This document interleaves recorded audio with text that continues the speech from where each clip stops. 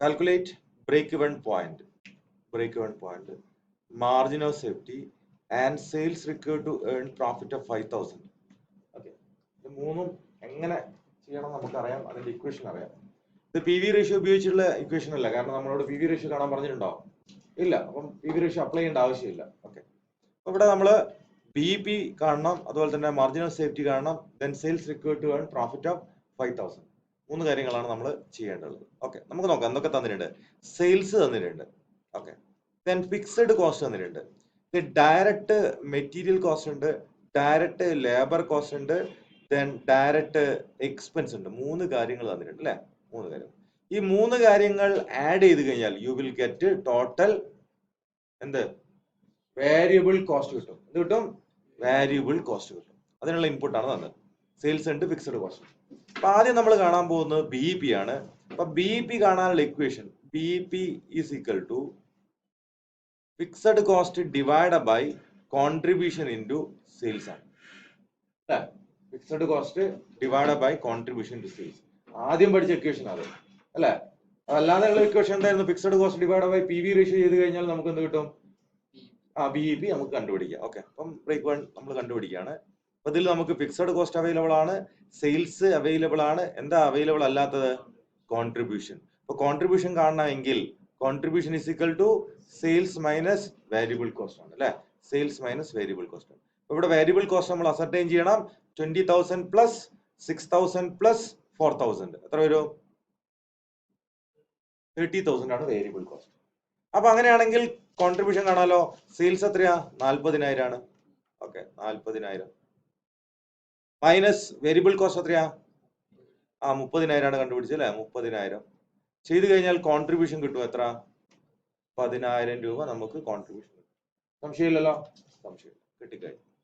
അപ്പൊ കോൺട്രിബ്യൂഷൻ കിട്ടി. ഇനി നമുക്ക് ബി പി ഇക്വേഷനിലേക്ക് കടക്കാം. ഇതാ ഈ ഇക്വേഷനിലേക്ക് കടക്കാം. അപ്പൊ ഈ ഇക്വേഷനിലേക്ക് നമ്മൾ ഇൻപുട്ട് ചെയ്യാൻ പോകുന്ന കാര്യങ്ങൾ നോക്കിയേ.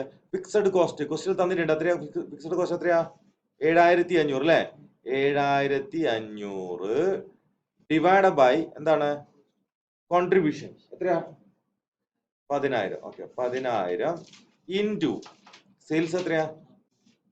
സെയിൽസ് എത്രയാ? 40,000. നിങ്ങൾ കാൽക്കുലേറ്റർ ഉപയോഗിച്ച് നിങ്ങൾ ഇത് വർക്ക്ഔട്ട് ചെയ്ത് കഴിഞ്ഞാൽ you will get B P as 30,000. നിങ്ങളിത് വർക്ക്ഔട്ട് ചെയ്ത് കഴിഞ്ഞാൽ നിങ്ങൾക്ക് എത്ര കിട്ടും? 30,000 കിട്ടും അല്ലെ? നോക്കാം നമുക്ക്. 4,000 വെട്ടി 4,000. ഇപ്പം 7,500 ഇൻറ്റു 4 എത്രയാ? 30,000 ആണ് അല്ലെ? 30,000. അപ്പൊ ആൻസർ എത്രയാണ്? 30,000. എന്ത്? B P. Okay, B P sales എത്രയാണ്? 30,000 ആണ്. ക്ലിയർ ആണല്ലോ? ഇനി നമ്മൾ കാണാൻ പോകുന്നത് എന്താണ്? Margin of safety. എന്താണ് കാണാൻ പോകുന്നത്? Margin of safety. Okay, margin of സേഫ്റ്റിന്റെ equation actual sales minus B P sales ആണ്. എന്താണ്?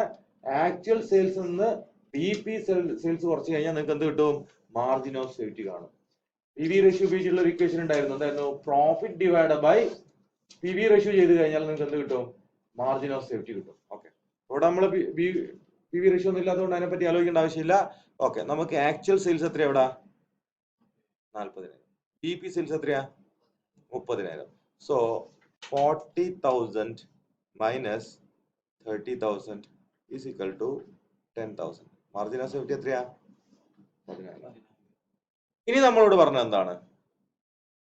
ഇനി നമ്മളോട് കണ്ടുപിടിക്കാൻ പറഞ്ഞിരിക്കുന്നത് എന്താണ്? എന്താണ് പറഞ്ഞത്? Sales required to earn profit of 5,000. Sales required to earn profit of 5,000. Okay, അതിന്റെ ഇക്വേഷൻ അതായത് എത്ര വിറ്റാൽ നമുക്ക് 5,000 രൂപ കിട്ടും, ലാഭം കിട്ടും. എത്രക്ക് വിറ്റാൽ 5,000 രൂപ ലാഭം കിട്ടും. അത് നമ്മൾ ബിസിനസ്സിലൊക്കെ അപ്ലൈ ചെയ്യാൻ പറ്റുന്ന സാധനമാണ്. അതിന്റെ ഇക്വേഷൻ ഇങ്ങനെയാണ്: fixed cost plus profit divide by contribution into sales. ഇതാണ് ആദ്യം പഠിച്ച ഇക്വേഷൻ അല്ലെ? പുതിയ ഇക്വേഷൻ ഏതാ? Fixed cost plus profit divide by P V R.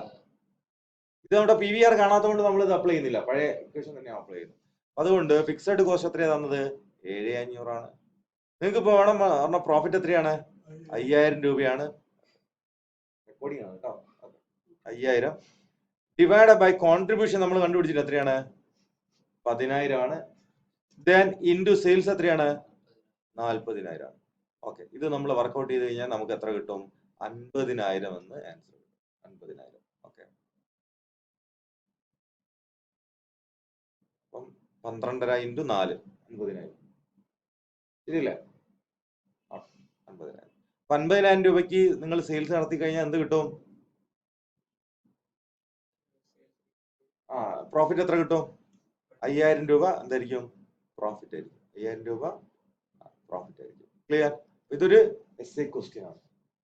അത്യാവശ്യം മാർക്കിന് ചോദിക്കുന്ന ഒരു ക്വസ്റ്റ്യൻ ആണ്. വളരെ ഈസിയാണ് അത് ഹാൻഡിൽ ചെയ്യാൻ. ഓക്കെ ആണല്ലോ? പി വി ആർ കാണാനുണ്ടായിരുന്നെങ്കിൽ നമ്മൾ പി വി ആർ കണ്ടിട്ട് ഇപ്പം ക്വസ്റ്റ്യനിൽ പറയും